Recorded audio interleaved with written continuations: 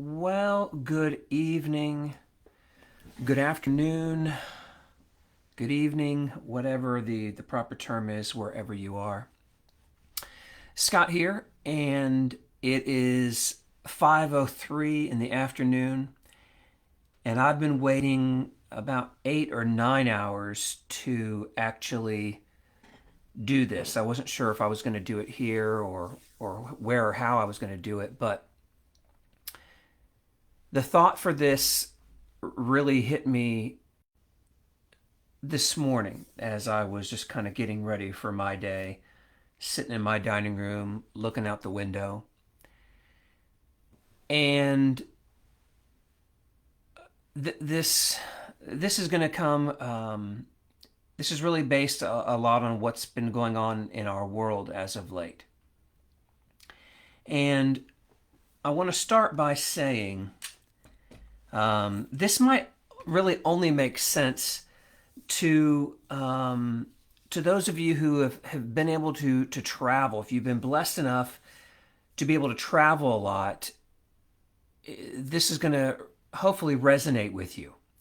Now, over the last 10 or so years of my life, I've been very lucky to have been able to go places in my life I never would have been able to if it weren't for employment. In those 10 years, I've been everywhere from Iowa, yes, to Hawaii, Bonn, Germany. I've been to Amsterdam. I've been to London. I've been to South Africa. I've been to Norway. I've been to, what is it, Port-au-Prince, Port of Spain. I've been able to see places, like I said, that I never would have been able to if it weren't for my job. And what I started thinking about this morning is this. Oh, I was also in Australia. That was another one that stunning. I never dreamt I would have ever been able to go to Australia.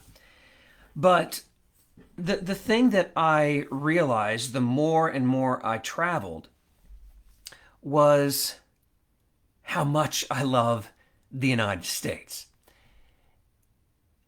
Every country that you go to is a little bit different. They all have their own idiosyncrasies. And the thing I find that the more countries I travel to, you can find Americanization, let's say, word I just made up. You can find Americanization or American items wherever you go. I can remember being in Cancun, Mexico 30 years ago, and there was a McDonald's there. Had the golden arches, they had French fries, they had the sandwiches, but it wasn't exactly like the McDonald's here.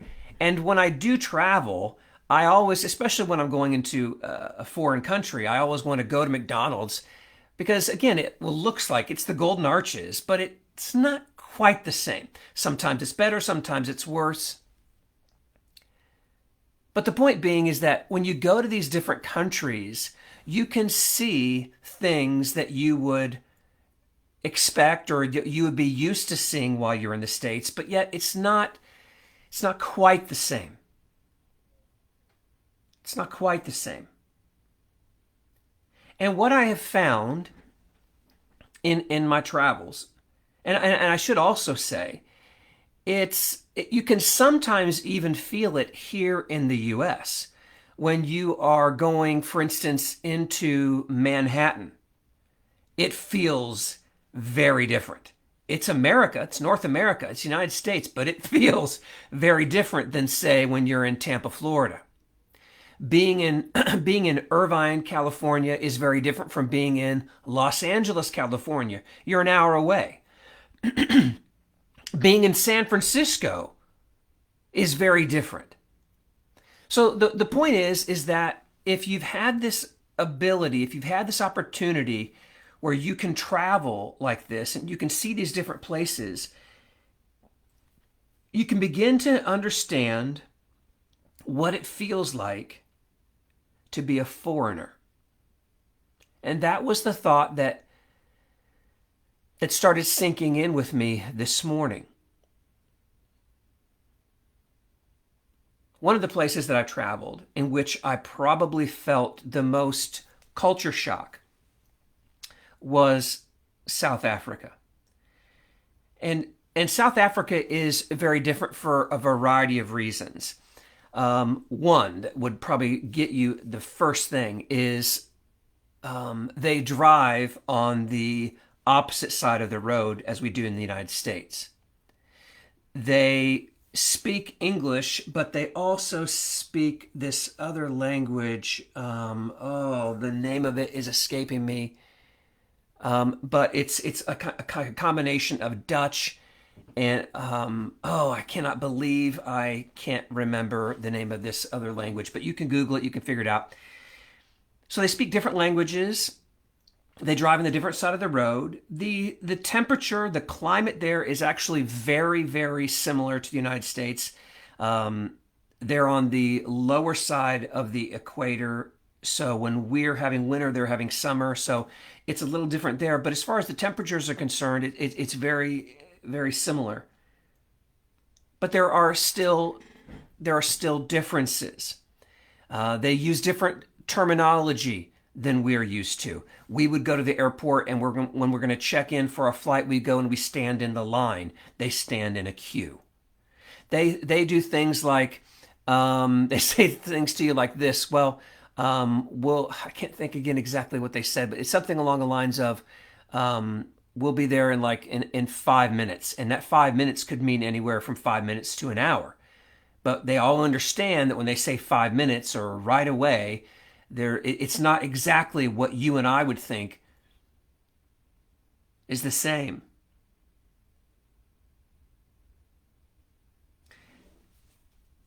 And so I was thinking about that this morning, that Afrikaans, that is the language that they speak. I knew it would come to me. They speak Afrikaans. But another thing that was weird to me is going there into South Africa, especially going, for instance, into Johannesburg and doing like their Red Bus tour where they take you all around the city. You can still see, even though it has been years since apartheid, you can still see the consequences. You can still see the clear division. You can, when you're in some of the suburbs of Johannesburg, like the city called Sandton. Sandton is one of the most affluent cities in South Africa. And the homes have barbed wire. Every home has walls surrounding it with barbed wire at the top, razor blade wire at the top of these walls. It's a stark difference from what you're used to in the United States. And when I am in South Africa, and I've been blessed enough to be there multiple trips. I have a great friend, Hein, and his wife Chantel.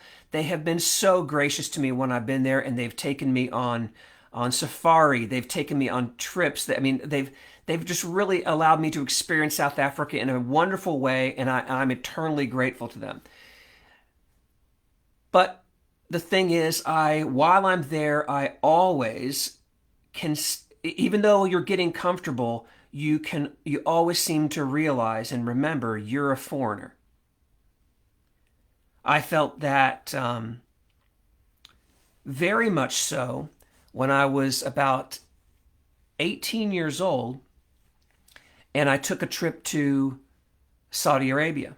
My father had taken a job there, and so he had to move. He and my mother moved there for a 2-year contract, and I went there over Christmas. This would have been Christmas of 1987.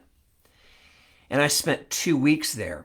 Ladies and gentlemen, let me just tell you, it was the longest 2 weeks of my life. Because if you want to talk about culture shock, this was simply the most culture shock I had ever experienced was being in Riyadh, Saudi Arabia. And while I was there, the very first night, I get to the place and I'm trying to plug in a radio or something. The outlet is different. And not even close. The outlets are dramatically different. Voltage coming out of there, different. That's weird. The next morning, there's the call to prayer that is blasted through radio speakers throughout the entire city to wake the Muslims to go and do their morning prayer. There was a Pizza Hut there. There was like some American fast food restaurants there, but by and large, like I said, it was the most dramatic culture shock I'd ever experienced. And I want to tell you about two things that were really startling to me. The first was my mother and my sister were there with me. And my sister told me the story one time about how she was in a store there in Saudi Arabia, in Riyadh. She was at a store and she felt her hair being touched. And she presumed it was my mother that was just kind of standing behind her, just kind of, fondly or, affectionately just like touching their hair.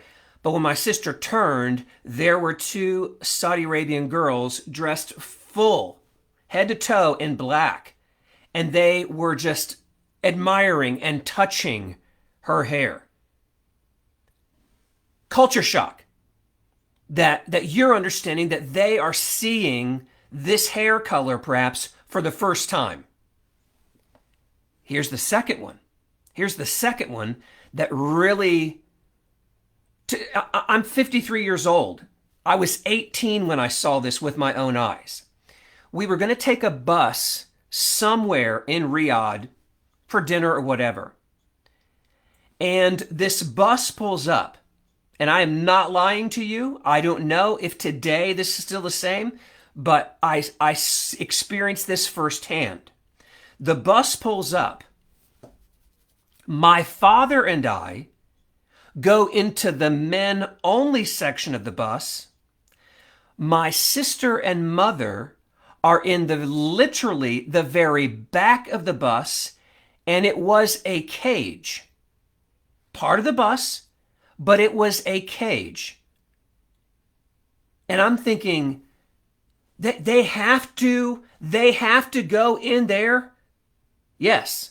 If you're going to take this public transport, they're getting back there, and you, the men, you're going up there. That was probably one of the most dramatic experiences or examples of culture shock. Was just my American values, the way I felt home, were not in any way, shape, or form being respected or honored. I was a foreigner. I was a stranger in a strange land.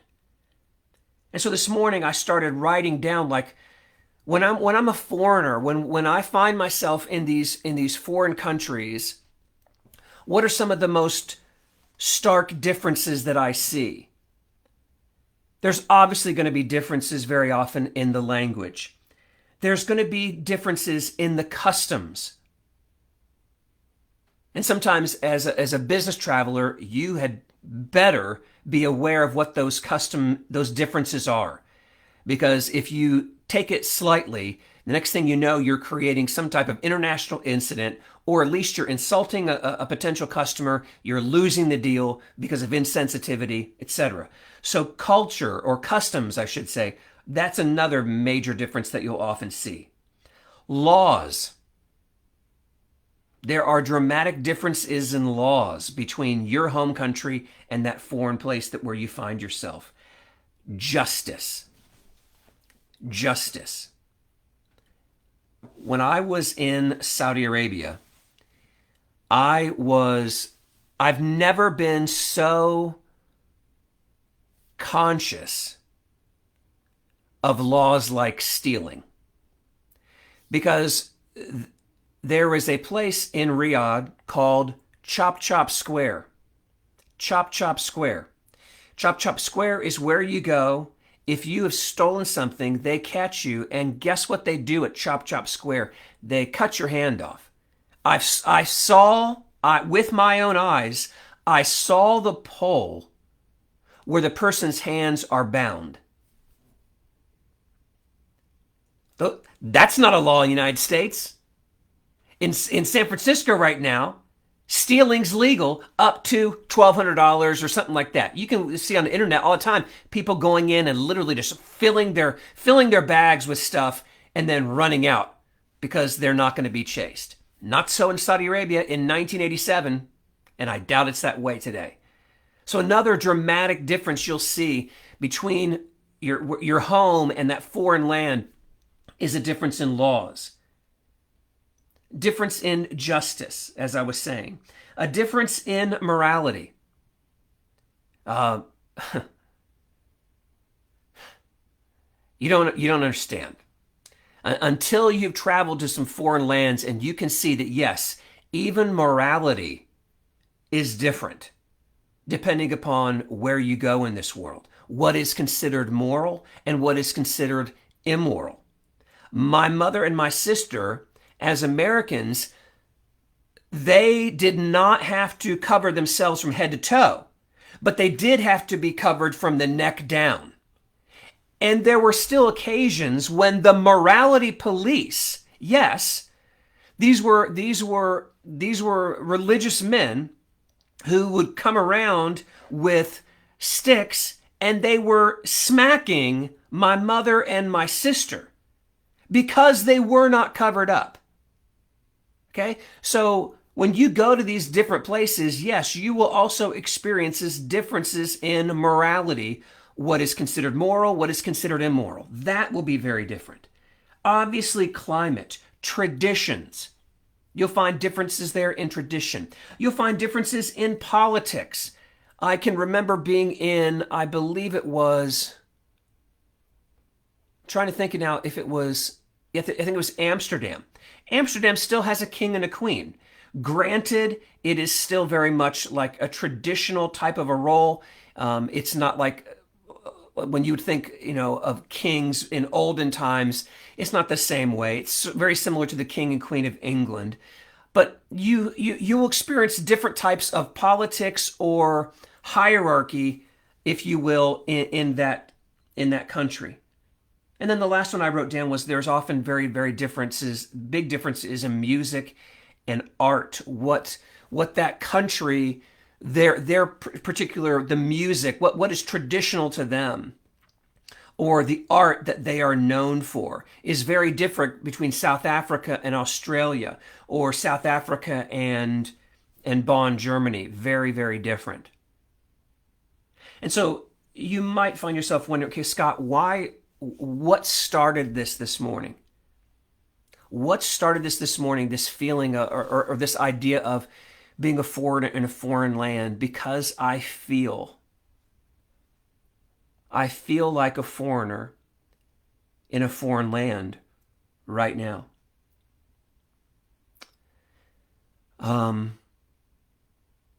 I can't really fully explain just how disappointed I am about the state of Ohio's decision last night regarding issue 1.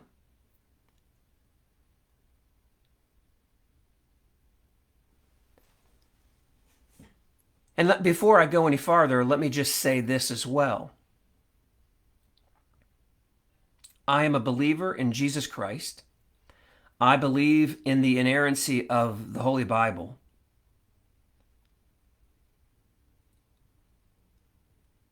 These are the things that guide and frame my worldview. If that's not you, feel free to move on. You don't need to watch anymore. I'm not going to debate this issue. I'm trying to give you my perspective and give you some background into why I think the way that I think. And so when I tell you that I'm disappointed, allow me to be very clear about something. I'm not at all surprised that, quote unquote, I don't even know, I don't want to put a label on it. I'm not even surprised that the world supports abortion. I'm not surprised by that. The world, again, I believe in the Bible. I believe that what it tells me is true. And if it is, what I am led to believe is that as time goes on, the world will only grow more and more wicked, more and more evil, more and more sinful. And so for the state of Ohio to take this stand and to pass this amendment to our Constitution was beyond disappointing. But I need you to hear me. It's not the disappointment I feel in the world, because understand something. I expect that of the world.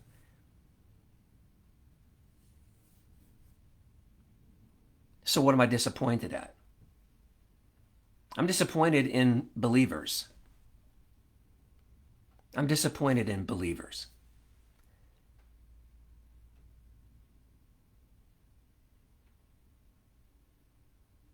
Because right now, as I was thinking about that this morning, my mind went back to a story in the Bible of Sodom and Gomorrah. And in this city, there was a man named Lot. And Lot had wanted that city. He'd wanted to live in that valley because it was a beautiful place, and that's where he went, and he lived there. But that city, over time, became more and more and more corrupt, more and more and more wicked. It must have seemed that every year new wickedness and new evil was being thought up and dreamt up. Lot and his wife and his family, they were believers, but they were there in that city.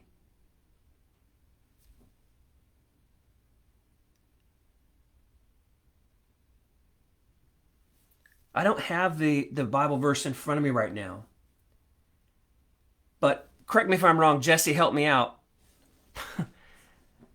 There was a prayer. There was a prayer to God on behalf of Sodom and Gomorrah.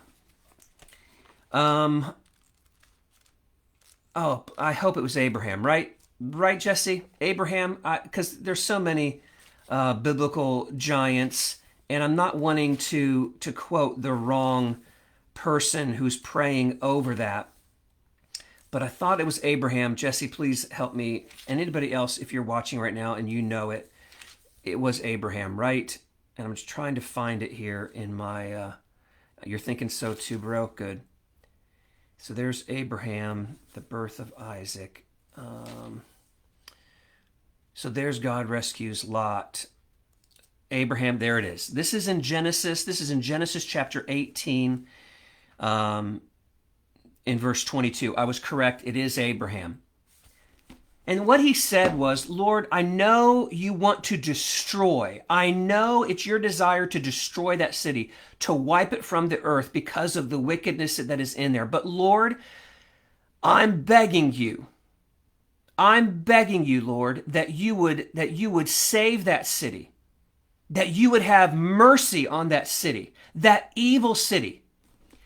And what he begins to do here, is it in verse 22, Jesse, where he starts bartering with the numbers? Here it is. Abraham said, he started off in verse, let's go to verse 24. Here we go. Suppose, he says about this city, this is Genesis chapter 18, starting in verse 24. Suppose there are 50 righteous people within this city. Will you then sweep away the place and not spare it for 50 righteous? And God says, okay. In that city, if I can find 50 righteous people, I won't wipe it from the face of the earth. And I wonder if Abraham thought that was too quick. Like I asked and he answered way too quick. And so he comes back down here and he says, that's fine. I'll do that. And so he goes, okay, hold on. Suppose, would you do it? He says, suppose 5 of the 50 righteous are lacking. So in other words, would you do 45? Again, he spoke, suppose 40 are found. God said, yeah, that's no problem. He gets all the way down. He goes from 40, he goes to 30. He goes to 20. Lord, please don't be angry if I keep asking you this. For the sake of 10, for the sake of 10. And the Lord went his way. He said, for the sake of 10, I will not destroy it. If you know this story, 10 could not be found. Understand something. Listen to me. Listen very carefully to what I'm saying right now. I would guarantee you that if we could have performed a poll, if we could have ran through the streets of that city and asked them, do you believe in God? Are you righteous or are you wicked? I guarantee you, self-analysis, the numbers would have been far greater than 10. But it doesn't matter. It doesn't matter what you and I think if we're righteous. Because God knows your heart. God knows what is deep inside, what is truly inside, whether or not we are righteous. For the sake of 10, I will not destroy it. That was always the question. Would you destroy it if there are some who are righteous? Will you indeed sweep away the righteous with the wicked? My point to you is this. God, who looks at our hearts, doesn't look at our actions, looks at our hearts. God looked upon that city and he could not find 10. He could not find 10.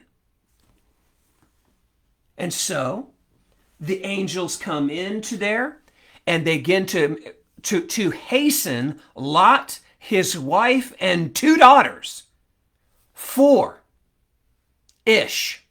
4. You 4 have to get out. You 4 need to get out because God is going to come and he is going to destroy this city, this evil city. Now follow me. They make haste. They're pushing their way out of the city, knowing what is imminent, knowing what is coming, the destruction that is coming. And what is it the angel said? When you go, don't look back. Don't look back.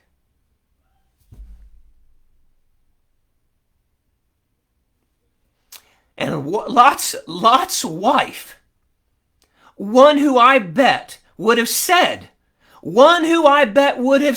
I'm a believer, looked back. And this isn't just, because I remember as a kid thinking, well, what if you'd accidentally slipped and you turned and now you gazed the city? That's not what Lot did. That's not what Lot's wife did. Lot's wife is leaving regrettably. She's leaving begrudgingly. She's leaving unhappily. Because that is where she wanted to be. And she looked back longingly. And the next thing you know, she is a pillar of salt. And to this day, from what I understand, I've never toured the Holy Lands, but to this day, what I've understood is that you will still continue to find all these outcroppings, if you will, of these salty areas. They say that the place still has the smell of sulfur. because God did destroy it that day. He did destroy it that day, like he said he would. And so today, 8 or 9 hours ago, what began in my head was this thought. To the men and women who are believers, the question I'd ask you is, in this world right now, does it feel like home, or do you feel like a foreigner? Right now, believer, do you feel like home? Or does this seem strange? Do the laws seem out of ordinary? Does the morality seem different from what you know in your heart of heart to be true? Do you feel like a foreigner here?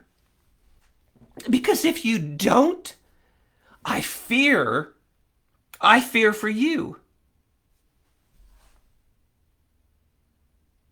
And so I grabbed some text here that I want to read, and I want you to keep these in your I want you to keep these in your mind. This is John 15. John chapter 15, starting at verse 18. If the world hates you, know that it has hated me before it hated you. Now, Jesus says, if you were of the world would love you as its own.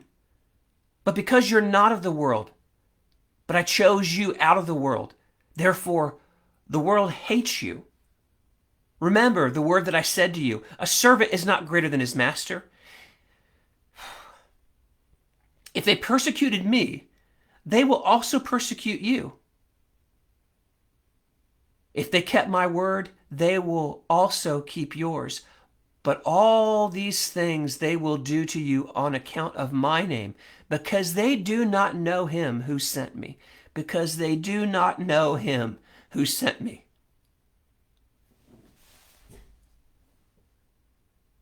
You think that my pro-life perspective, my extreme anti-abortion stand, you don't think that I understand that the world hates me for that? I guess a question I would ask yourself right now is, does the world hate your perspective on abortion, or does it love it? Maybe that will give you some insight into whether or not this world is your home, or if you're a foreigner. Does the world love you and your perspective on things, or does it reject you and hate you? In 1 John 2:15, John writes, do not love the world or the things in the world. If anyone loves the world, the love of the Father is not in him. For all that is in the world, the desires of the flesh and the desires of the eyes and pride for life is not from the Father, but it is from the world. And the world is passing away with its desires, but whoever does the will of God abides forever. And this is another one that I wanted to look at. This is Galatians 5. And I want to read something here because this is, I think, this is where Paul starts drawing a line. He starts showing like a contrast that exists. And he says, this is in Galatians chapter 5, this starts in verse 16. He says, but I say, walk by the Spirit, and you will not gratify the desires of the flesh. For the desires of the flesh are against the Spirit, and the desires of the Spirit are against the flesh. For these are opposed to each other, to keep you from doing the things you want to do. But if you're led by the Spirit, listen, if you're led by the Spirit, you're not under the law. Now the works of the flesh are evident: sexual immorality, impurity, sensuality, idolatry. And you think to yourself, but I don't bow down. Idolatry is probably one of the deepest sins that we face in this world today, and we are entirely blind to it. Idolatry, sorcery, enmity, strife, jealousy, fits of anger, rivalries, dissensions, divisions, envy, drunkenness, orgies, and things like these. I warn you, as I warned you before, that those who do such things will not inherit the kingdom of God. But the fruit of the Spirit is love,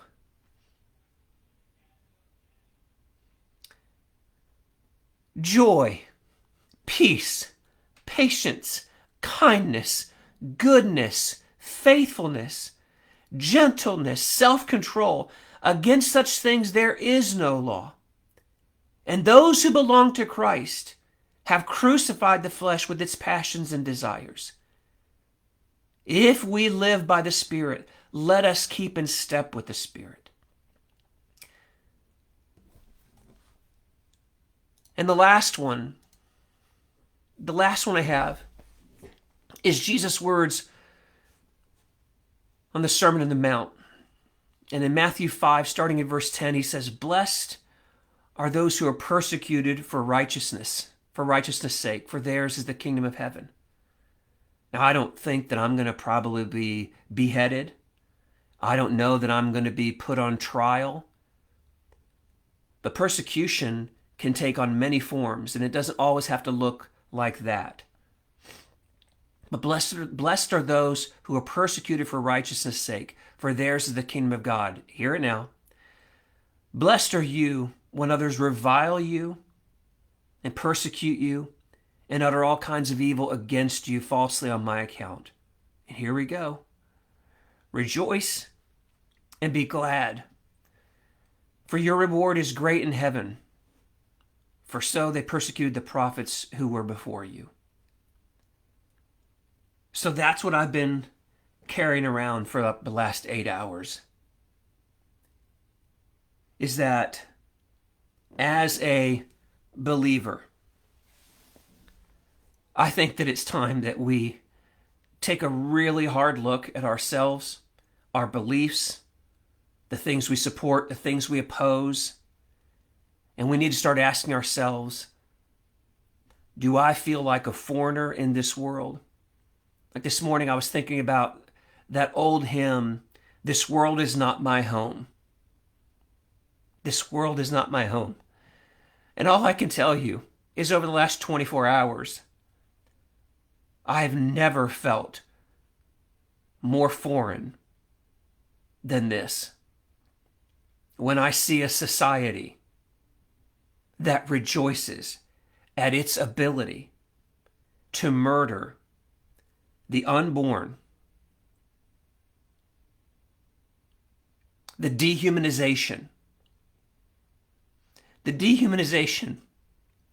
of these image bearers of God. It's disappointing, and it feels like I'm a foreigner. But what I'm trying to do tonight is to look so forward to that city. At the very end of Hebrews, in chapter 13, the author writes, he says here in Hebrews 13:14, "For here," listen to me, "for here we have no lasting city, but we seek the city that is to come." We seek the city that is to come. And I'm looking forward to that. So with that, I'll let you go. Thanks for listening. Jesse, thanks for your help. And God bless you. And I'll be praying for you. And I'll be praying for me.